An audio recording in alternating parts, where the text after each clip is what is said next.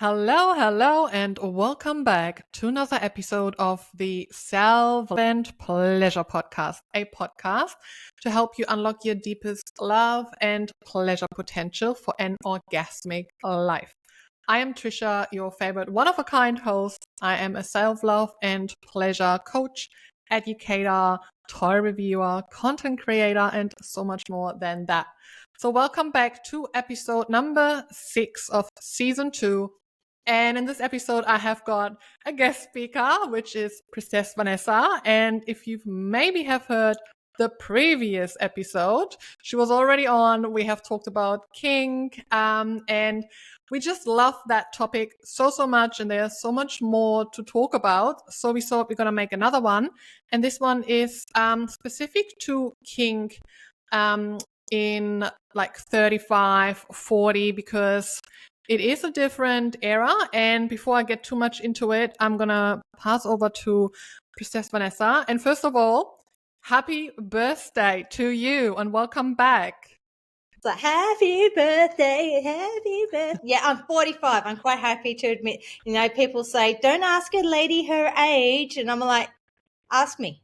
I'm 45. I'm embracing it. I'm mid-40s. I'm aging. And that's the reason why we're doing this topic, is because one of the big things is the changes. And when I say that, any woman right now is just going, is she talking about perimenopause and menopause? Yeah. And that's why we're saying 35 up, because honestly, that's the age. You can start anywhere from 35 up. Yeah, of course, hysterectomies and all that sort of stuff can make menopause happen. However, naturally speaking, without being on any hormonal birth control, blah, blah, blah, peri, and of course going through menopause. I haven't gone through menopause just yet. I'm on the what I call the peri journey. And as far as my birthday goes, I did a big thing. For me, it is a big thing. Now, Trisha can relate. Yes, Trisha can relate. Long hair. I had long hair like Trish. I had long hair like Very her. long hair. Yeah, I had very long hair down to my ass. It was very long and thick. It was thick too. That's a big And one of my big step. Yeah, one of my big things for my birthday was to embrace my aging. One, I've got grays. I love that I've got grays in my hair, and it's really starting to come through in bits, and I'm refusing to dye. And so hashtag Rombre and hashtag Silver Sisters for that. Just, yeah, it's all like, check those hashtags out, support. And basically, yeah, it's one, embracing that, and two, change. My long hair, I'm going to be honest, for me, this is for me, I'm only speaking from my experience, of course, right now. My long hair was me holding on to my youth.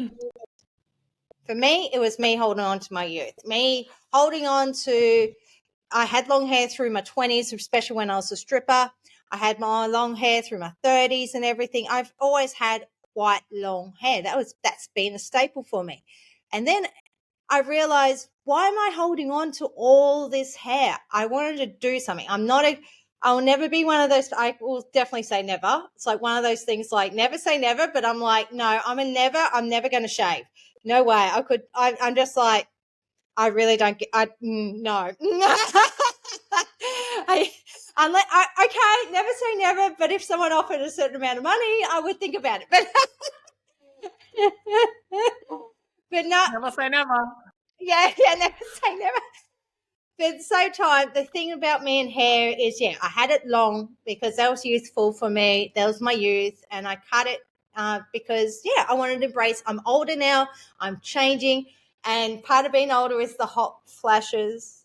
Yeah, all those ladies around my age are just going, hot. You got the fan going, Vanessa? No wonder you cut your hair. So, yes, I'm kind of embracing a few things with the haircut. One, I'm 45. I'm not young anymore, but I'm not old. I'm also understanding this is literally midlife. I'm literally in a transition phase. I'm not young, but I'm not old. I'm aging, but I'm not aged, if that makes sense. And so, yeah, the haircut was part of all that, was going, I'm aging, but not old just yet. And I'm changing. Everything about me is changing. It's a change, another change, and I embraced it as part of it. And then on my birthday, I buried it. I basically dug a hole, kept the hair that we cut, buried it with some flowers, kind of did a little funeral for it as such. And because I am embracing, I am Beautiful. in perimenopause. I am going through the changes. And so, bye-bye youth. Let's welcome in this new period. Instead of seeing it as a death of something bad, no, it's just a transition. It's a transition. I'm transitioning from all that youth, from all that stuff. I'm going in a transition period for a little while, come out the other side. And I've been told by everyone that's postmenopausal, and I've heard and read a lot. Believe me, I'm surrounding myself with all the postmenopausal wisdom right now. And they're all saying similar things. So once you hit that postmenopausal part, it's just you are not the same as it's a woman. I'm speaking for women here. You are not the same. You are not. It's just you. It's not just physically, hormonally, all the other things than that, but you as a person, you're just not the same after you go through this peri and / menopause transition period. You really are different. And I've heard that a lot of women find it more empowering. You become more like, I'm going to say, you don't give a fuck. You really get to a point where you're now, sorry, I really don't give a fuck anymore. They're more embracing, the aging process and everything. It's like, whatever. So that's why I wanted to talk about this topic in regards to kink, because it has affected me, my own personal experience. Before we get into talking about Kink 35 plus, I actually forgot to ask you in the previous episodes, I think. Priestess Vanessa, why that name and what does it actually mean? Because if people are actually listening to it, like, what does priestess mean? Like, why is that? Oh, it's an energy and a commitment. That's basically the TLDR version. So the longer version is that I do have a personal background in witchcraft and been a witch. And I embraced, at a certain point in my life, I embraced the mother energy. And I kind of initiated myself into that energy. And as part of that, for me, my role was not to have physical children, but my role was priestessing. My role was to basically initiate others in a way. Like I was the mother to others and their journey. I was priestessing in that way. And so that's the long version. And it's an energy too, because when I am Priestess Vanessa, I tap into like a part of me that's devotional. And it's such a deep honorific and a knowing and all of me, basically, not just Vanessa, the cat and dog mum, that sort of thing. This is Vanessa who understands death, who gets it. Vanessa the magic I understand about life and ritual. I really, really love ritual and really understand and honor ritual. And that's the other part of the priestessing, is because a lot of everything I did was ritualized. It was frameworks and systemized. And I had a very specific part of myself with my priestessing that would take people through rituals. Because I used to be doing in-person work. I no longer do right now, taking steps back for my own, because I'm on my own journey right now. But I used to do in-person work, a lot for men, but I also did stuff for women. And because it was in-person work, I really came into my priestess there. You believe me, the energy, who I was, I held you, I saw you, I witnessed you, I took you through whatever the ritual was, be it kink or otherwise, because it kind of was adapted to the client. And the magic of that, the magic that comes from that. So hence Priestess Vanessa. And I haven't dropped the moniker because I'm just priestessing in a different way now. I'm still priestessing, but my priestessing has changed slightly. It's coming out from that mothering energy to now there's what I call helping people through this transition phase of life sort of energy, to see them, to hear them, to witness them, to help them understand they're not alone. Seriously, they're not alone. And to give them that space. So in a way, a space holder as well, in a way. But yeah, that's the long version. So the TLDR Yeah. I gave you earlier. It is interesting because a lot of time it's just we just want to be heard, seen, and people holding space for us is so much worth these days. It's really, really interesting. When we talk about kink for 35 plus, so what would you say is like the most important difference, and why you think is that like something we need to like talk a little bit more about? Perimenopause. One word. Yeah. It happens anytime from that age onwards. If you aren't having it happen earlier, like I'm only, like I said, 45, and I've only really started noticing everything this year. So I've only really been noticing for the last year and a half in a way. I've been tracking it. So it's in my 40s for me. But it's pretty much 35 plus. Anyone 35 plus, you are bound to hit perimenopause. And I'm going to say this, but this is a thing for every woman. Basically, okay, I'm going to be more specific because some people be like, what about other certain people? I'll be like, anyone with a vulva, breasts, who can have a menstrual cycle, that sort of woman. Like I said, hysterectomies and other things can interfere with all this. However, even with hormonal birth control, even with having a hysterectomy, even with all this, we all women will hit menopause. Every single one of us will experience menopause. That's our one commonality. I don't care who you are, your status in life.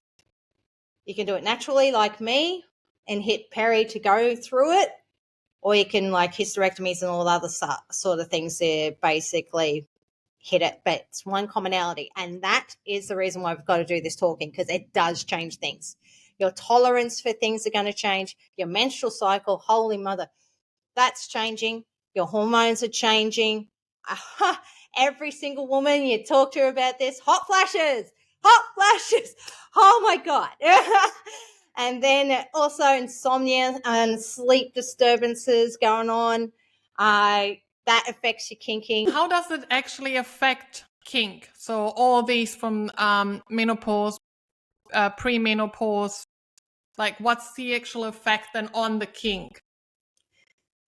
Anyone who does this, one of the big questions you need to ask if you're the top or the dom, if you're about to do anything with someone, is what's your sleep? How have you slept? Sleep is very, very important, especially in regards to kink and being able to do certain kink. I would always be asking about that. And if someone who's on this journey like me has had sleep disturbance, either insomnia or it's just you literally wake up at whatever AM and you can't get back to sleep because it's part of it. It's just you just wake up and then you can go into anxiety and it's just all the things. It happens to a lot of women. It's very, very common symptom. That if you're tired and exhausted and you can't, there's certain things I would definitely say do not do. Please do not do it. Also, you're bound up in rope, you're about to get suspended and you're having a hot flash. Yeah. That's just a short form of it. Like the hot flash is no joke. When you have a hot flash or flush, whatever you call it, it's no joke. It's no joke. You go red, you friggin' need to be put in an ice box. Where's the nearest freezer? Send me to the North Pole. I'll melt it. So, yeah, it's no joke. It will affect you. And then just your tolerance level. I have found, for me personally, and I've spoken to a few ladies around this, your tolerances change. Some days you've got your paint slut, you're fine, give it to me, I'm okay. And other days, because of the emotionality, because you become an emotional mess, I'm sorry, but some days you are an emotional mess. It's just like, oh, that's so pretty. I just cried. I don't know why. It's just that, or I just want to kill everything right now. Fucking your chewing is irritating me. Fuck off. The emotionality of this, the moods, that's part of it. Hormones, yay.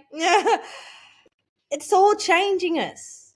We're not the same person each day. We literally are not. So the big thing for me also has been the change in my cycle, because I kinked. When I did my kink, I kinked according to my cycle, because I knew myself well enough to know that at this part of my cycle, what's called my inner spring and summer, certain things, hell yes, go for your life. Then come the luteal and all my inner autumn, certain things are off the table and certain things are on the table, more so. And then when I'm in my inner winter and when I'm in my bleed, oh yeah, there's a whole heap off the table. Let's be all very gentle with me right now. I'm more snuggly. I want more soft touch, and or else no touch, or just I don't know. Just it was different. So I was very much in tune with my cycle and regular. Now my cycle, I'm at the start of perimenopause, so I'm still regular-ish, but it changes in that the duration of it changes. So I'll still have my 2 to 3 days of heavy bleeding, which is fine. I'm okay. But then it could either go where I usually just went for 5, and then I went light for day 4, 5, maybe 6. I'm now going past day 7 to day 10, and I'm still bleeding. And it might be light. It might be very, very light, but I'm still bleeding. I've had all the tests, people. Don't worry. I've had all the tests. I'm okay. I'm just what's called in the symptoms phase, and nothing else is going on for me. But you definitely, unfortunately, need to get all the tests. It's expensive. Unfortunately, this part of our journey, it can be, because you need to go to your GP. You need to get all the tests there that you can. Definitely make sure they push. Please find a GP that kind of understands perimenopause. Not all of them will. I'm going to say that up front. There's going to be GPs and health professionals that it's not perimenopause. Nah, that's just, poo-poo you away. It's just like, no, find someone who could do that, or a naturopath, and go do the tests, because it's better to know where you're at than dealing with it and going, I think something's wrong. So yeah, the symptoms, it's all the symptoms. You're not the same person each day. Your moods fluctuate. Your sleep's changing. It's just, and the other one for me, and I know other ladies have experienced this, the body changes. I know for me, I went from someone who was, I'm going to be honest, I'm going to be very vulnerable in this, and I'm quite happy to do this. I went from someone very body confident. I was body confident all through my 20s, all through my 30s, till now. And then last year and a half, because my peri started, my body changed. I gained weight. My metabolic rate changed, which is common. This is all very, very common symptoms, by the way. My metabolic rate changed, so I gained weight. Even though I'm still moving my body, I'm still doing a lot of stuff. And I'm sitting there going, I don't quite like this. Like, okay, one, I do like my boobs more now. I've been part of the itty bitty titty committee for a long time. And one of the big things for gaining weight was, I got boobs. I could fill everything out. Are you ready to unlock your deepest love and pleasure potential for an orgasmic life? Then come join your self-love and pleasure queendom or kingdom. If you are working within the sex, self-love and pleasure field as a professional coach, toy reviewer, adult content creator, then come join the Brothers and Sisters Circle. And if you would like to see more of me, your favorite one-of-a-kind Trisha, you can join Trisha's Life. You can join it all by going to selflovepleasure.com. I can't wait to connect with you there. Mwah. But then I look down and I go, oh, stomach. Yeah. That. And then I go look at my ass and I can look at certain parts of me and I can start to see the aging, the signs, the things that perimenopause is part of. And that's gone from body confidence to what I call body neutrality. Like I said, sometimes I'll go into body negativity and look down and go, can I just get cosmetic surgery on that? I have had that thought.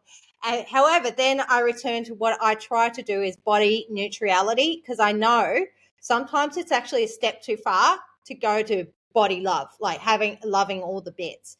Like I said, love my breasts, absolutely adore them, really enjoying having them bigger. Naturally. However, the stomach, definitely for me, it's a little bigger, it's a little looser now, doesn't feel as toned anymore.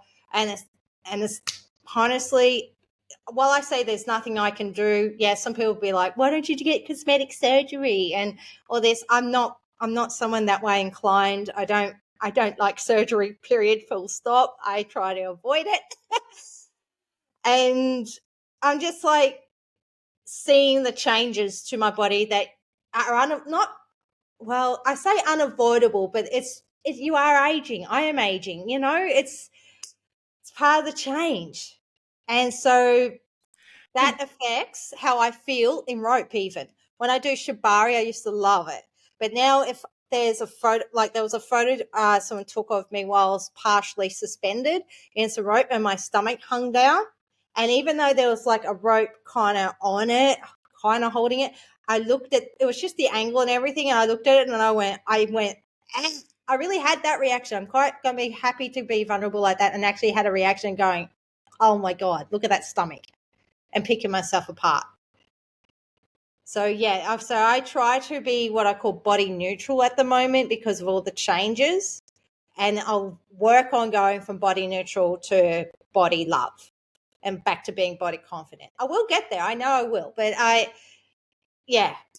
went from body confident. I'm certain you will. You are on the right track with that. Like, you are aware of it, and you're already like changing your language to neutral. So this all the right steps that you're doing, and it all makes sense of what you're saying, because first I was like, yeah, these are all the symptoms, but how is that affecting the kink? And it does make sense. So if you're less sleep disturbance, it's not good to like make good choices in regards to like kink, and like the tolerance is going to change, your body changes, the hot flashes, of course. And like you said, with the cycle makes so much sense too. Like, I know my cycle now too, and knowing, I'm ovulating, I'm doing all the like the toy reviews when I'm ovulating, and I'm like more into like kinky and more experimenting and adventurous. But if it comes to like just before my period and the time of my period, I'm like, nah, do not touch me that way. Like, leave me a little bit alone, and everything is more like. Yep. So it does make sense. But I'm also thinking like there are benefits to kink from a certain age. So what do you think are the benefits for people who are like kinky or doing kink when they're like 35 plus?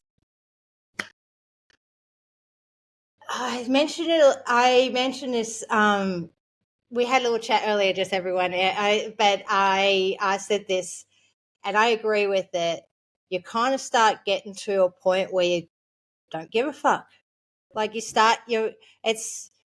how can I say it? You start moving from being, there's a couple of things actually. It's all happening. Oh, my brain's all like, mention this, mention this, mention this. So like, I know all the benefits.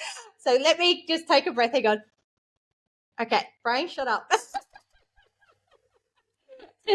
The first one is that I'll mention is your voice. A lot of women, it's definitely I find more women than men, but a lot of women start to honor their voice around this age. You start to get more clear on, this is my no, this is my yes, these are the things I'm curious about. You start to communicate better. You start to know yourself a little better, hopefully. I know there's, of course, some women that don't, but that's up to them.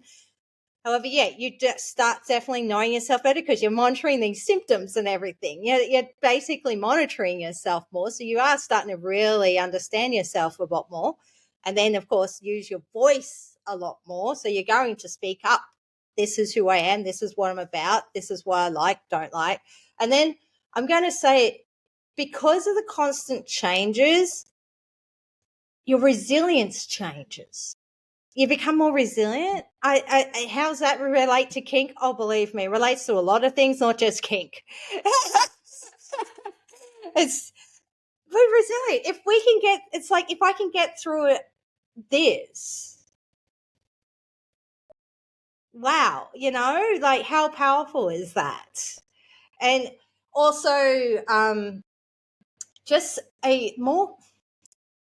I just find when older people play, there just seems to be less need to be seen, if you know what I mean. Like they're less performative. That's the word I'm looking for. They're less performative. Less of a performance as Yes. well.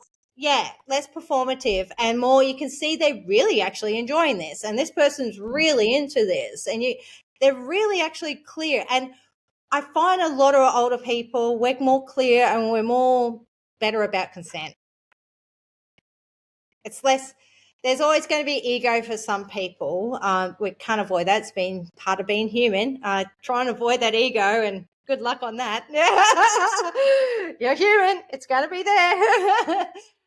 However, I think that's it also. There's a lot of people, we get to around this age, I'm going to say it, especially for women, your kids are older.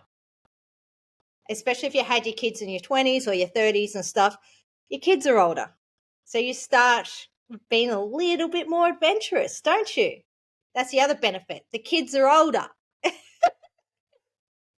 You have more freedom to actually like go for what you desire, understanding your desires, communicating your desires, but also your boundaries. So it all makes sense. It's like kind of becoming, I would almost say safer, but it's just because you are getting more experienced and you know your own worth and you know what you want and you start communicating because you, like you said, give less of fuck. Yeah. And the other benefit, I'll just say for me personally that I've experienced is that I don't have a rush anymore. I notice for me, I'm slowing down. I'm not rushed with it all anymore. I used to be, even in my late 30s, I used to be a little bit more, want to do all the things, need to learn all the things. There was a bit of frenzy, a little bit of frenzy to my kink. But at the same time, I felt like I was rushing. And now I'm happy to say no to a lot more things. I'm okay. Like, the amount of kink I've actually done this year compared to a few other years, and I'm not even talking about lockdown times and everything. I actually had an active kink life during the lockdown, and it was all online. People get their mind blown when I say online and kink, and they go, how's that work? And I'm going, oh, it worked well for 2 years. Worked very well. I did online kink for 2 years very regularly, and it worked very, very well. But regardless, that even then, I was just like, just recently, it's just all this thing. I'm just slowing down. I just don't have a rush. I'm more, not choosy. That is so not the word. It's just I'm more intentional. That's the word. Yeah, I'm more intentional with everything. I'm not in a rush to have to tie everyone anymore. I might tie you, I might not tie you. I might be tied or I might not be tied. For rope's going to always be one of my love languages with kink. I'm always going to be linked to that. I just the reason why I talk about it. But also with spanking and impact play, I also have that as a love language. I'm no longer craving it anymore or like in a rush to have it. It's like happy for you to spank my ass and various other bits. But it's just like I'm no longer rushing for that anymore, those experiences. I'm more appreciative too of the experiences that I do have. Really more appreciative. I really can sit there and say, I did a kink scene recently actually. It was a mixture of my birthday, someone was celebrating a anniversary of some kind, And we talked about it, and we had this kink scene that involved me and all this sort of stuff. And it went for a while. It was a decent kink scene. It went for quite a while. We knew it was going to take like half a day.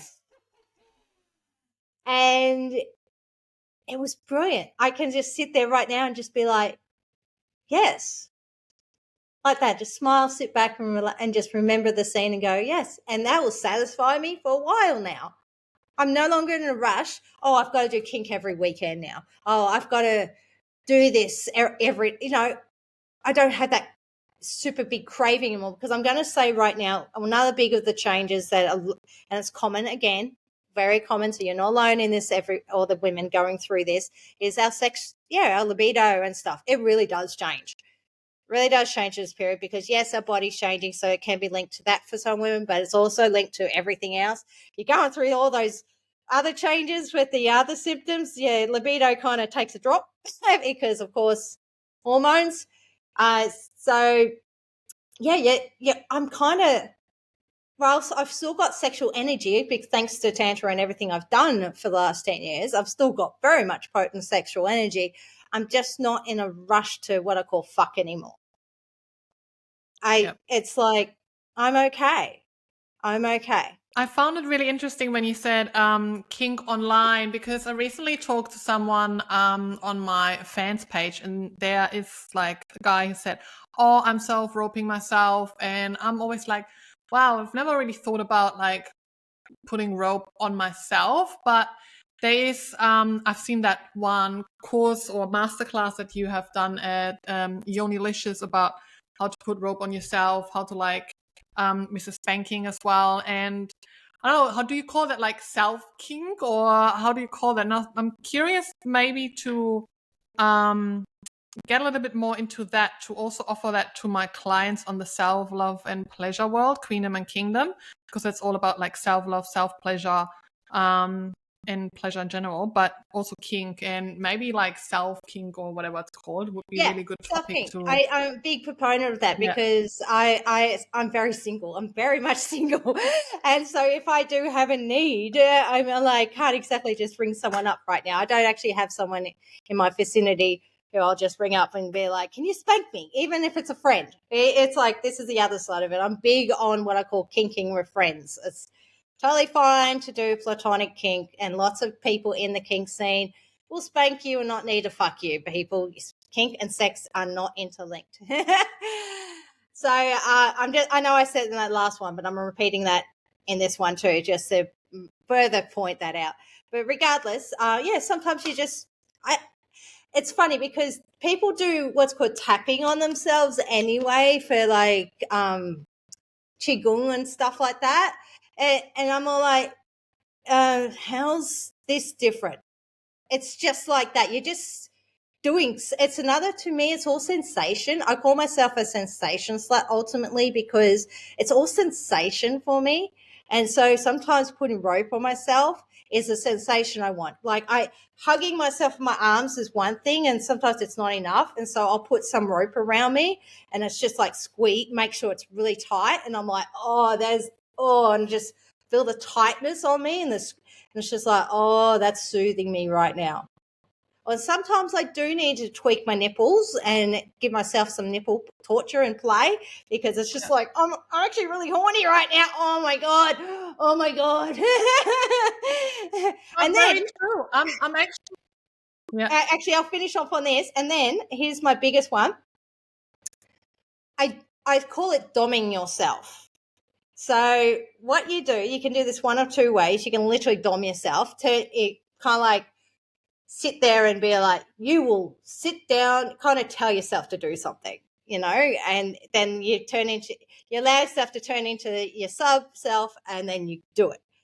Or you can use things. I have done this, people. I have done this. I have used apps.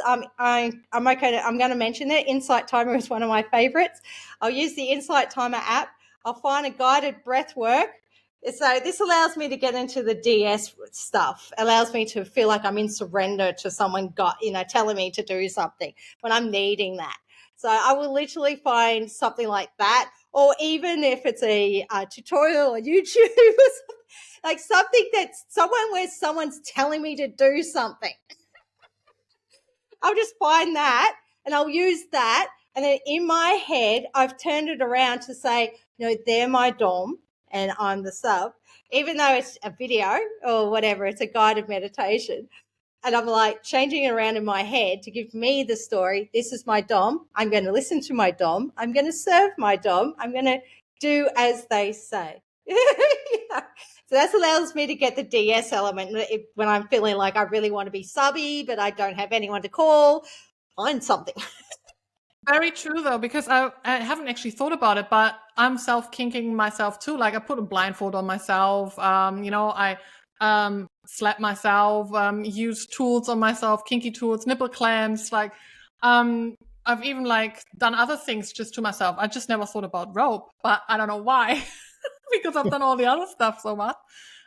It's just interesting. So I'm gonna have to like definitely look a little bit more into that to get some more course content on this. I think this would be really interesting and a great addition to my little online course section. Is there anything else you want to add in regards to Kink 35 plus before we end this episode? Speak to people. Like ask questions is my biggest thing, because you'll find you're not alone. That's the biggest one. A lot of people, for whatever reason, even with the internet being around and social media and everything, sometimes we get in our heads. We get in our heads and think no one understands, Believe me, there's a lot of us. Just start speaking it and you'll find someone who'll be allowed to. Also, just speak this. You need to be upfront with people to say, I don't want to be fixed. Because unfortunately, speak your boundary on that, people. If you don't want to be fixed and you just want to be heard, unfortunately, people will naturally go into, try this. Have you tried this herb? Have you tried? They'll naturally want to try and help you. It's just, okay, I get where they're coming from, but sometimes literally I just want to have a whinge, or I just want to be heard, and I just want someone to say, I see you. I understand, I'm not you, but I do understand, and speak that. If sometimes all you're wanting when you're doing this is just to be heard, do that. Like I said, your voice didn't quite develop in your 20s and 30s. We are getting older now. Develop that voice. Prime time. You're going to definitely do it. Believe me, if you don't start at a certain point, you'll get you just will. So it's like, I feel like it just happens for a lot of women around this era of our life. It's just all of a sudden we didn't have a voice. Now we start developing it. And thank you so much for coming onto the podcast again. And maybe you're going to come on again, because I feel like there's still so much more to talk about.